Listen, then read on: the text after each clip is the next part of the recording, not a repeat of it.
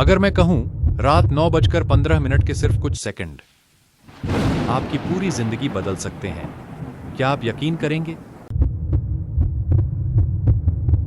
रात के ठीक 9:15, सिर्फ 1 मिनट, और बहुत से लोग इसी समय आंखें बंद करके भगवान शिव का स्मरण करते हैं। लेकिन क्यों? क्या सच में इस समय ब्रह्मांड कोई संकेत देता है?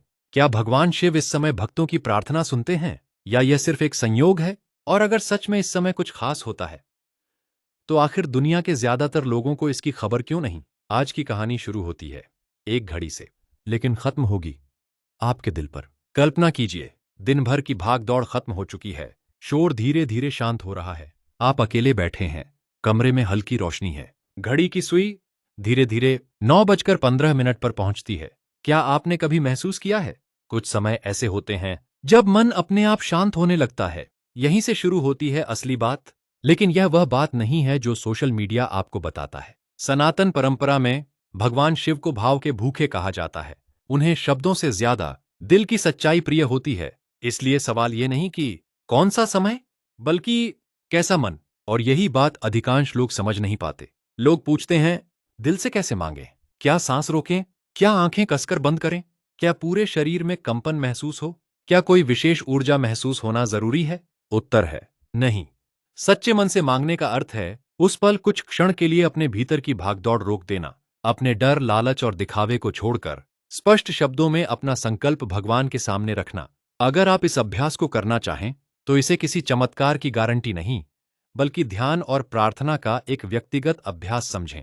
रात लगभग 9:15 बजे मोबाइल दूर रख दें, 3-4 गहरी सहज सांस लें, अपने मन को शांत होने दें, फिर श्रद्धा से 5 बार बोलें, आ श्री शिवाय नमस्तुभ्यम। इसके बाद एक ही संकल्प, एक ही इच्छा, जिसे आप वास्तव में अपने जीवन में सार्थक मानते हैं, उसे स्पष्ट शब्दों में प्रार्थना के रूप में कहें, और फिर उसे भगवान पर छोड़ दें।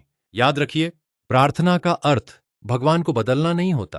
प्रार्थना सबसे पहले हमें बदलती है। जब मन बदलता है, निर्णय बदलते हैं, निर्णय बदलते हैं, तो जीवन की दिशा भी बदल सकती है।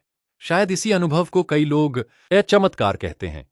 हो सकता है आज रात 9:15 पर कुछ भी अलौकिक ना दिखे, कोई रोशनी ना उतरे, कोई आवाज ना आए, लेकिन अगर उसी 1 मिनट में आपका मन पहले से थोड़ा शांत हो जाए, तो शायद यहीं से आपकी नई शुरुआत हो। और कभी कभी सबसे बड़ा चमत्कार बाहर नहीं, अंदर होता है। अब मैं आपसे एक सवाल पूछना चाहता हूं।